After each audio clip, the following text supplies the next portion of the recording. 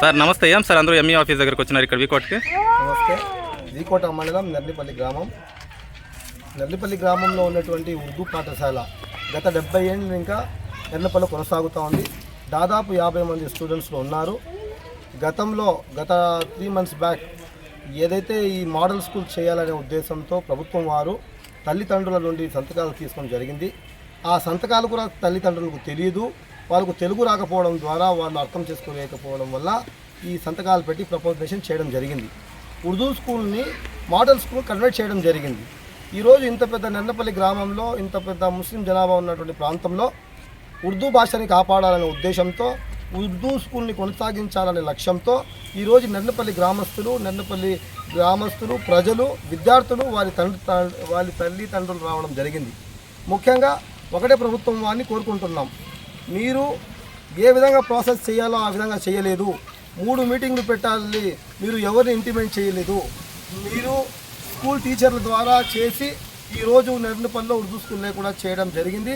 ఇది సమంజసం కాదు. దాన్ని వెంటనే నెర్లిపల్లి గ్రామంలో ఉర్దూ స్కూల్ని పునర్నిర్మించాలని, ఉర్దూ స్కూల్ని కొనసాగించాలని, ఎట్టి పరిస్థితుల్లో కూడా మేము మోడల్ స్కూల్ నెర్లిపల్లి గ్రామంలో ఒప్పుకోము. ఉర్దూ స్కూలే కొనసాగాలి.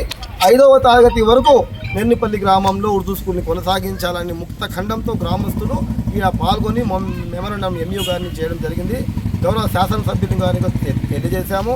పెద్దలు దాన్ని గమనించి ఉర్దూ స్కూల్లో నెర్లిపల్లిలో కొనసాగించాలని మేము ప్రార్థిస్తున్నాము. हमारे मजहब मिटने के वास्ते मालूम ही होता है उर्दू स्कूल आज मिटाने वाले ही, उसके वास्ते हमने उर्दू स्कूल कंपलसरी होना छोना क्या करे तो भी रीज़न में पीर तक क्या है सभी देख को तुम्हें हमने कोशिश से हमने उर्दू स्कूल हो सका करो क्या की मीटिंग में रखो। भाई माँ बाप को मालूम हुआ नहीं, माँ बाप को मीटिंग में हजरत को से कि हजरत बोले कहते ऐसा कब होना तब तुम्हें ले लिया, हो गया बाद कब होना तब हमें और रिटर्न फिर देती तुमने स्कूल कर को बोले कहते गवर्नमेंट क्या करना है कि मालूम नहीं होता तुम्हें। हमने उर्दू स्कूल होना आज नहीं, आज के 70 साल से हमारी उर्दू स्कूल है हमारे गाँव में। हमने उर्दू स्कूल कंपलसरी होना छोना।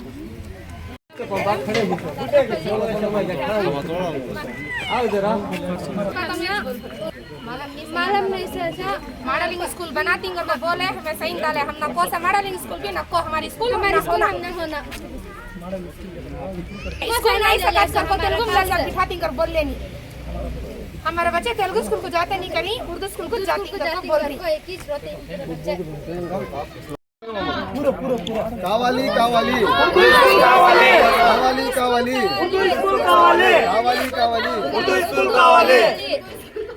సార్ నమస్తే. సార్ నమస్తే.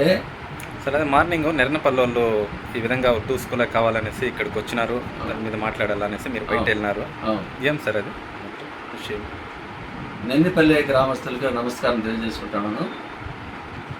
మన ఆంధ్రప్రదేశ్ రాష్ట్ర ప్రభుత్వము ఇటీవల ఒక 5-6 నెలల నుంచి ఒక కొత్త ఎడ్యుకేషన్ పాలసీని ఇంప్లిమెంట్ చేస్తూ ఉంది. ఈ ఎడ్యుకేషన్ పాలసీలో భాగంగా ప్రతి గ్రామ పంచాయతీలో మోడల్ ప్రైమరీ స్కూల్ను ఏర్పాటు చేయాలని నిర్ణయం అయితే గైకొన్నారు. ఈ మోడల్ ప్రైమరీ స్కూల్ ఏర్పాటు చేసే దీంట్లో ప్రతి గ్రామ పంచాయతీలో ఏర్పాటు చేయాలి కాబట్టి ఆ గ్రామ పంచాయతీలో హెడ్ క్వార్టర్లో ముఖ్యంగా 60 మంది కన్నా ఎక్కువ ఉన్న ప్రతి చోట కూడా ఏర్పాటు చేయడం జరుగుతూ ఉంది. అందులో భాగంగా మన వీకోట మండలంలో దాదాపు 42 మోడల్ ప్రైమరీ స్కూల్స్కు రికమెండ్ చేయడం జరిగింది. కలెక్టర్ గారు రివ్యూలో 1కి 3 సార్లు కలెక్టర్ గారు స్వయంగా డిఈఓ గారు, ఎంఈఓలు, కలెక్టర్ గారు స్వయం గంటల కొద్దీ ప్రతి మండలాన్ని పరిశీలి చేసి 1కి 3 సార్లు రివ్యూ చేసి మోడల్ ప్రైమరీ స్కూళ్ళకి ఎక్కడైతే ఫీజిబిలిటీ ఉందో అక్కడంతా కూడా ఏర్పాటు చేయడానికి కలెక్టర్ గారు సిఫార్సు చేశారు, నిర్ణయించినారు. మరి జిల్లాలో తూర్పు మండలాల కన్నా ఇక్కడ ఎక్కువ మంది పిల్లలు ఉన్నారు కాబట్టి మన గ్రామాల్లో కూడా ఎక్కువ మంది పిల్లలు ఉన్నారు చెప్పి ఎక్కడ 60 మంది ఉంటే అన్ని చోట్ల గ్రామ పంచాయతీ హెడ్ క్వార్టర్ మాత్రమే కాదు మిగతా స్కూల్లో కూడా 60 మంది కన్నా ఎక్కువ ఉంటే అన్ని చోట్లకి మన గౌరవ కలెక్టర్ గారు మోడల్ ప్రైమరీ స్కూల్ ఏర్పాటుకు అవకాశం ఇచ్చినారు. మరి వీకోట మండలంలో పెద్దబరినేపల్లి అండ్ నెర్లిపల్లి గ్రామ పంచాయతీల్లో 60 మంది కన్నా ఎక్కువ ఉండే పాఠశాలలు లేదు. మరి పెద్దబరినేపల్లిలో పరిస్థితి భిన్నంగా ఉంది.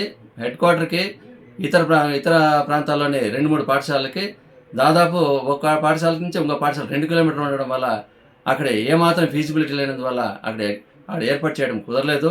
అదే నెన్నిపల్లి గ్రామ పంచాయతీ హెడ్ క్వార్టర్లో అక్కడ చూస్తే అక్కడ నెన్నిపల్లి గ్రామ పంచాయతీ పరిధిలో రామాపురము, పైప్పల్లి, నీలం దాసార్లపల్లి, మరి నెన్నిపల్లి హెడ్ క్వార్టర్లో 2 పాఠశాలలు ఉర్దూ అంటే తెలుగు పాఠశాలలు ఉన్నాయి, ప్రైమరీ పాఠశాలలు. అక్కడ కూడా ఒక గ్రామానికి ఇంకో గ్రామానికి చాలా సుదూరంగా ఉండడం వల్ల మోడల్ ప్రైమరీ పాఠశాలను ఏర్పాటు చేయడం కుదరలేదు. మరి కలెక్టర్ గారు రెండోసారి రివ్యూ చేసినప్పుడు ఈ హెడ్ క్వార్టర్లో తెలుగు స్కూల్ ఉంది, తెలుగు స్కూల్ ఉంది, ఉర్దూ మీడియం స్కూల్ 2 ఉన్నాయి కదా, ఇంకా ఉర్దూ మీడియము తమిళ్ మీడియం అనేది ఇంకా లేదు రాష్ట్రంలో, మొత్తము కూడా ఇంగ్లీష్ మీడియమే. కాబట్టి అలా ఉర్దూ మీడియం పిల్లలు ఎవరైతే చదువుతున్నారో వాళ్ళు కూడా ఇంగ్లీష్ మీడియంలోకి రావాల్సిందే. మరి అందరూ కూడా తెలుగు స్కూల్లో ఉన్న వాళ్ళు ఇంగ్లీష్ మీడియం చదువుతారు, ఉర్దూ స్కూల్లో ఉన్న వాళ్ళు కూడా ఇంగ్లీష్ మీడియంలో చదువుకుంటారు.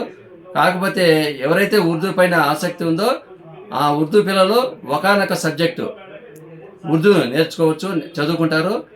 దానికి టీచర్ సపరేట్గా ఇస్తారు. అదేవిధంగా తెలుగు స్కూల్లో కూడా ఉర్దూ వాళ్ళు ఉంటే వాళ్ళు కూడా ఉర్దూ పోస్ట్ను ఒకటి కేటాయిస్తున్నామని చెప్పడం జరిగింది, కలెక్టర్ గారు నిర్ణయించినారు. మరి నెన్నిపల్లి స్పెషల్ ఏమంటే తెలుగు స్కూల్లో 27-28 మంది ఉన్నారు, ఉర్దూ స్కూల్లో 25 మందికి ఉన్నారు.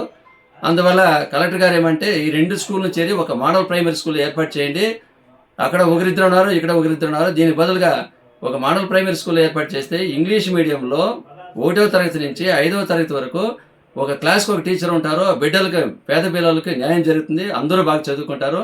అట్ ద సేమ్ టైం రాష్ట్రంలో ఏ పాఠశాల కూడా మూతపడే ప్రసక్తి ఉండకూడదని నిర్ణయం తీసుకున్నారు. కాబట్టి ఆ ఉర్దూ స్కూల్లో కూడా 1-2 తరగతులు కంటిన్యూ అవుతుంది, అక్కడ ఒకే టీచర్ ఉంటారు, అది ఫౌండేషన్ స్కూల్గా ట్రీట్ చేయడం జరుగుతుంది. అక్కడ కూడా ఇంగ్లీష్ మీడియం, ఆ 1-2 తరగతులు కూడా ఇంగ్లీష్ మీడియం ఉంటుంది. నో ఉర్దూ స్కూల్ అని మనం చెప్పేయట్లేదు, టైటిల్ మాత్రం అట్లే ఉంది, కానీ మీడియం మాత్రం ఇంగ్లీష్ మీడియమే. తెలుగు స్కూల్ అక్కడ మోడల్ ప్రైమరీ స్కూల్గా మొత్తం ఇంగ్లీష్ మీడియంలో చదువుతారు. ఇదే గవర్నమెంట్ తరపున కలెక్టర్ గారు దాదాపు 3.5 రోజులు ప్రతిరోజు ప్రతి మండలాన్ని తీసుకొనేసి గంటల కొద్దీ సార్ గారు 3 విడతలుగా రివ్యూ చేసి నిర్ణయం తీసుకునింది. ఈ విధంగా చేయడం వల్ల ఆ మోడల్ ప్రైమరీ స్కూల్లో 5 మంది టీచర్లు, ఇప్పుడున్న ఉర్దూలో 1-2 తరగతులు ఒక టీచరు, మొత్తం చేరి 6 మంది టీచర్లు ఉంటారు. వీళ్ళందరూ కూడా ఇంగ్లీష్ మీడియంలోనే బోధిస్తారు, ఎక్సెప్ట్ తెలుగు అంటే ఉర్దూ మాత్రము ఆయా భాషలు నేర్చుకునే అవకాశం ఇచ్చినారు. ఇది జరిగిన విషయము, ఎవరు కూడా ఎటువంటి అపోహలకి పోవాల్సిన అవసరం లేదు. ఇది గవర్నమెంట్ ఆఫ్ ఆంధ్రప్రదేశ్ తీసుకున్న పాలసీ మ్యాటరు. దయచేసి ఎవరు కూడా ఎటువంటి అపోహలుగా పోవద్దు. ఇది ప్రభుత్వం తీసుకున్న నిర్ణయం. దీనివల్ల పేద పిల్లలకు ఇంగ్లీష్ మీడియంలో సంవత్సరం అంతా కూడా మంచి ఫౌండేషన్తో మంచి విద్య అందుతుంది. ఇంకా 3-4 వారాలు కొద్దిగా అందరూ కూడా సంయమనం పాటించండి. చాలామంది ఉపాధ్యాయులు మన ఫుల్ ఫ్లెడ్జ్డ్గా ఉపాధ్యాయ నియామకాలు డిఎస్సి ద్వారా ఫుల్ ఫ్లెడ్జ్డ్గా వచ్చేస్తున్నారు. పాత ఇక్కడ పనిచేస్తున్న వాళ్ళకి అందరికీ చాలా వరకు ట్రాన్స్ఫర్స్ కూడా ఇవ్వడం జరిగింది, అయినా కూడా రీబ్యాక్ వచ్చి అదే పాఠశాలలో పనిచేస్తున్నారు. ఇంకా ఒక 4 రోజుల తర్వాత గవర్నమెంట్ ఆఫ్ ఆంధ్రప్రదేశ్ డిఎస్సి ద్వారా పూర్తి స్థాయిలో 16,000 పోస్టుల్లో భాగంగా మన వీకోట మండలంలో ఉన్న అన్ని పోస్టులు దాదాపు భర్తీ అయిపోతుంది. తర్వాత ఒక 5-6 నెలల్లో చూస్తే ఇంగ్లీష్ మీడియం పైన తరగతి గదిలో జరిగే అభ్యసన కార్యక్రమాలపైన విస్తృతంగా పర్యవేక్షణ చేసి ఇంగ్లీష్ మీడియం పైన దృష్టి కేంద్రీకరించడం జరుగుతుంది. దీనికి కూడా టీచర్స్ కూడా ట్రైనింగ్ ఆల్రెడీగా లాస్ట్ ఇయర్ నుంచి ఇస్తున్నారు. ఇప్పుడు కూడా త్వరలో నెక్స్ట్ వీక్లోనే ట్రైనింగ్ కూడా ఉంటుంది. ఇది పక్కాగా ఈ సంవత్సరం ఈ ఇయర్ ఎండింగ్లోగా ప్రతి మన మండలంలోని ఇప్పటికి అప్రూవల్ అయిన 38 మోడల్ ప్రైమరీ స్కూళ్ళలో ఖచ్చితంగా ఇంగ్లీష్ మీడియం ఇంప్లిమెంట్ అవుతుంది. ప్రతి ఆ 38 పాఠశాలల్లో పేద పిల్లలందరూ కూడా ప్రతి క్లాస్కి టీచర్ ఉండడం వల్ల ఇంగ్లీష్ మీడియంలో చాలా బాగా నాణ్యమైన విద్య అందుతుంది. గవర్నమెంట్ అనుకుంటున్న లక్ష్యం అయితే తప్పకుండా నెరవేరుతుంది. మేమంతా కూడా దానికి ఎదురు చూస్తున్నాము. ఆ విధంగా మన వీకోట మండలంలో ఉన్న పిల్లలందరూ కూడా ఇంగ్లీష్ మీడియంలో ఎటువంటి వేలాది రూపాయలు మనం ఇచ్చి కాన్వెంట్లకు పోయి ప్రైవేట్ స్కూళ్ళకి పోయి వేలాది రూపాయలు ఖర్చు పెట్టకుండా పేద పిల్లలందరూ కూడా ఇంగ్లీషు మీడియంలో చదువుకునే విధంగా గొప్ప అవకాశం ఇచ్చిన ఈ అవకాశాన్ని మనం సద్వినియోగం చేసుకొనేసి మనం అందరం కూడా గొప్పగా బిడ్డల భవిష్యత్తు కోసం ఆలోచించాల్సిన అవసరం ఉంది. ఎవరు కూడా ఎటువంటి అపోహలకు పోవాల్సిన అవసరం లేదు. ఒకవేళ ఎవరికైనా ఏ పేరెంట్కైనా ఎటువంటి అనుమానాలు ఉంటే దయచేసి మాతో అంటే మండల విద్యాశాఖ కార్యాలయం కావచ్చు, లేకుంటే టీచర్ల వద్ద కూడా డిస్కస్ చేయొచ్చు. లేదు ప్రజాప్రతినిధులు ప్రస్తుతం ఉన్న ప్రజాప్రతినిధుల దృష్టికి కూడా తీసుకెళ్ళి ఏం జరుగుతుందో కూడా తెలుసుకోండి, తప్పేం లేదు.